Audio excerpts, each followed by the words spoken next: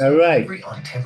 This is Nostrovini talking about the boxing extravaganzas that went on during the weekend. Now, let me tell you something. Vito Malicki, 22-1-0 with 15 KOs, or 13 KOs, let me correct myself, against La Bamba, Omar Yusuf Harite, 15-0-1 with 13 KOs. Well, you never know these guys, whether the records are padded. I knew that Vito was the real thing up to an extent, but I didn't know if Vito could take a really big punch. I don't think he's been in there with really big punches. And according to rumor, the Mexican from old Mexico was a big puncher. Yeah, but it turned out not so much. A little bit of padding going on here. And I don't mean the type of padding that I got on my belly here. I'm talking about padding. Well, Vito outclassed him. The Mexican who fought off the ropes for the most part wasn't that aggressive. Didn't throw that many punches. Didn't throw many counter punches. And what punches landed on Vito didn't have that much effect. I was a little worried about Vito because I'm like a little Italian blood. When it starts to boil, when one of the boys was in trouble. And Vito is the real thing. He beat the South African fighter or Nigerian somewhere in that direction, who was a very good boxer. And now he's fought another guy who's a fairly good puncher, at least rumor had it, until he got in the ring and it turned out that his power punches were not effective. It could be because he walked on the back foot there, because he was fighting off the ropes. He wasn't doing what he should do. Now, the next fight was Jan Marcos, 14-0 with 10 kills, against Dwayne Fleming Jr., 11-0 with 10 kills. Now, Giannis Marcos is a Cuban. You might have said Vinny. Nostro Vinny. You can't go for the guy who's not a Cuban, because a Cuban, especially when they initially get out of the prison that is Cuba, very good fighters. I don't know what they give them. The Cubans have failed in everything in the commies, except for training fighters. They make them pretty intense there. I don't know what they give them. The extra vitamins in the cereal. Oh, anyway, he was fighting Dyke Fleming Jr., but it turned out the Dyke was Dwight Fleming. Okay, yeah, a very big puncher, very younger than a little bit younger.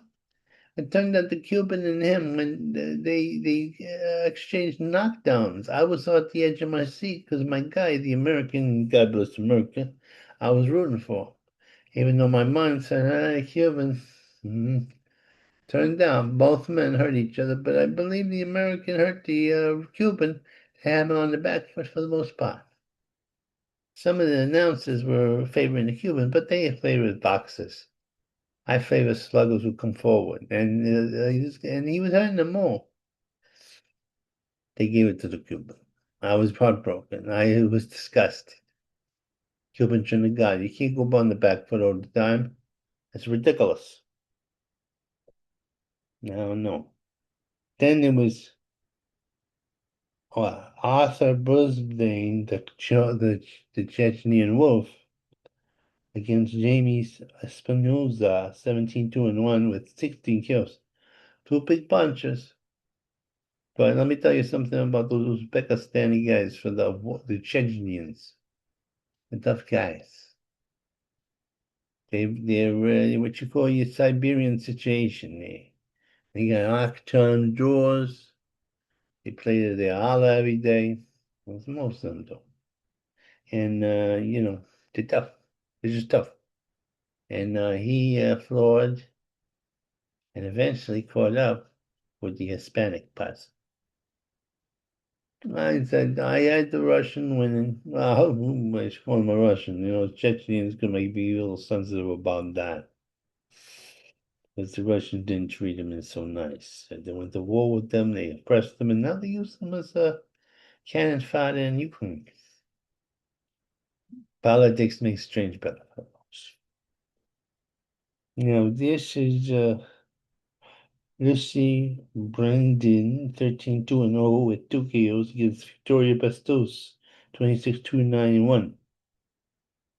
And these were pretty good looking broads, but one was a class and one was not. I mean, they're both classy. They both had good form, but the Canadian was too much for the other girl. And let's see what else here. So, and they was, look, but you don't have much firepower, but you need that extra minute to set up chaos. That's why the gals don't have that many chaos. They're very aggressive, because they only have 2 minutes to fight. But the setup for the chaos comes a little later. It's, that's when the last minute, that's when people get knocked out. It's true. It's a true fact. And also, it just rounds out their powers, so they're not just rock'em sock'em robots that no chaos happen. If I wanted that, I would watch, I would go to the street and I watch Rock'em Sock'em. Alexander Galaret, 13-1-0 with 9 kills against Luki Alonzi, 16-4-2 with 15 kills. King Kong, that's his name. Had to go with the guy with the better name. The other guy don't know him. See, this was very good. Alexander outclassed him. Now, Frankie Eric, all unpronounceable, 3-1 with 6 kills against Dynamite though Franco Figueroa, 5-1-1. I don't know how many kills. I mean, he didn't have no kills. Yeah, it was called Dynamite. Is that ironic? You gonna give yourself a nickname and I hope you live up to it? What's that? Anyway, impronounceable won the fight. The rest of these guys I don't got in my betting situation. I don't know who they were.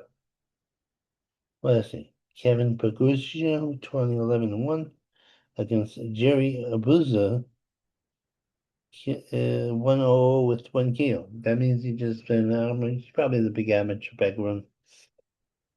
Stephen Pontoro, 14-2-1 with 9 kills against Marazi Vasquez, 21-22. This is the big guys that are not going nowhere, except for going in the fight. Nah, I shouldn't put it down because these guys are the foundation of boxing. Watch your club fighters, you got nothing. Okay, that's all I'm gonna do with this. I'm gonna set this down. I'm gonna send it off. Then I'm gonna do the other ones. Okay, let me see to see. All right, and a 1 and a 2. Because all my God's there. That's who I pray to every day.